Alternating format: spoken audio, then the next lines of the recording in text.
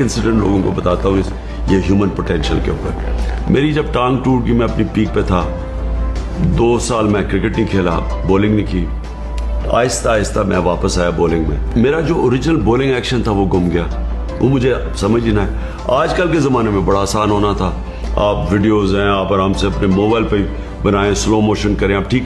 उन दिनों में कोई कॉन्सेप्ट ही नहीं था इस चीज़ का। तो मुझे समझना है कि मैं गलती क्या कर रहा हूँ।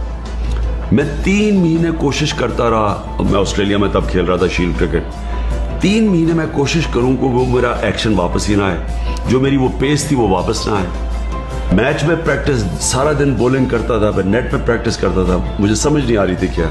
जो सबसे अमेजिंग चीज़ ये है, मैच हो रहा था, मुझे अभी भी याद है, MCG के ऊपर मैच था, न्यू साउथ वेल्स का, विक्टोरिया का। तो मुझे रात ख्वाब में आया, मैं अब ख्वाब देख रहा हूँ और मैं देख रहा हूँ कि मैं बॉलिंग कर रहा हूँ, और उस ख्वाब के अंदर मैं रियलाइज कर रहा हूँ कि मैं क्या गलती कर रहा हूँ और क्या मेरे एक्शन में गलती है।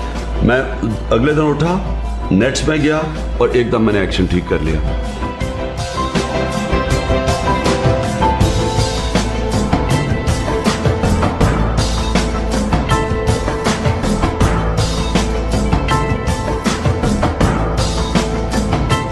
तो ये होता है कंसंट्रेशन और ह्यूमन पोटेंशियल। जब आपका ज़हन में इतनी ताकत होती है, इंसान के अंदर इतनी ज़्यादा स्ट्रेंथ होती है, जब तक हार नहीं ना मानता, यानी वो वापस रिट्रीट नहीं करता, अपनी एम्बिशंस को डाउन स्केल नहीं करता।